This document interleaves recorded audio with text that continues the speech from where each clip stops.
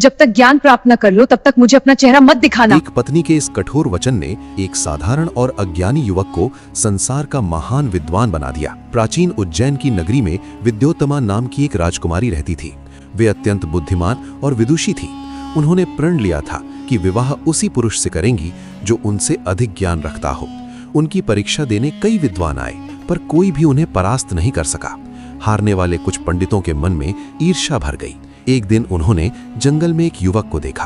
वो जिस डाल पर बैठा था उसी को काट रहा था। उन्हें लगा इससे बड़ा मूर्ख उन्हें नहीं मिलेगा।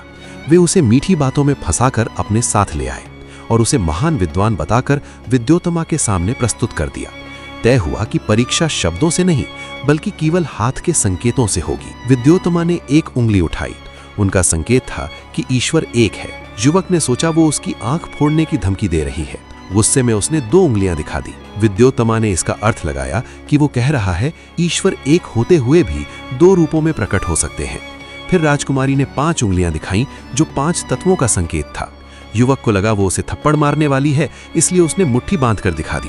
विद्योत्तमा ने समझा कि वो कह रहा है ये 5 तत्व मिलकर एक ही शक्ति बनते हैं, और इसी भ्रम में उन्हें अपना योग्य वर मिल गया।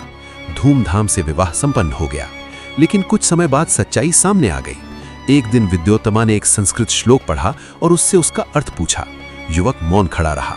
फिर धीरे से बोला, श्लोक क्या होता है? तभी विद्योत्तमा समझ गईं कि उनके साथ छल हुआ है।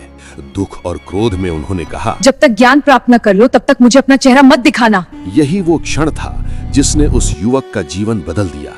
वो सब कुछ छोड़कर निकल पड़ा। भटकते भटकते वो माँ काली के मंदिर पहुंच गया।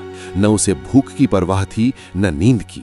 मंदिर की सीढ़ियों पर बैठकर वो केवल एक ही प्रार्थना करता, माँ मुझे ज्ञान दो। कहते हैं एक रात माँ काली उसके सामने प्रकट हुई। उन्होंने उसकी जिह्वा को स्पर्श किया और उसी क्षण उसका अज्ञान दूर हो गया। कुछ समय बाद वो उज्जैन लौटा। राजमहल के द्वार पर खड़े होकर उसने कहा, अस्ति कश्चित वाग विशेषः, अर्थात क्या यहाँ कोई ऐसा है जिसकी वाणी में विशेष ज्ञान हो? विद्योत्तमा समझ गई कि ये वही व्यक्ति है, लेकिन अब वो पहले जैसा नहीं रहा। वही युवक आगे चलकर महान महाकवि कालिदास बना। कुमार संभव, मेघदूत और रघुवंश जैसे अमर ग्रंथ उसी की रचनाएं हैं। कभी कभी जीवन का एक कठोर वचन ही व्यक्ति को महान बनने की राह दिखा देता है। अगर ये कथा आपको प्रेरित करे तो मन से कहिए, जय माँ काली।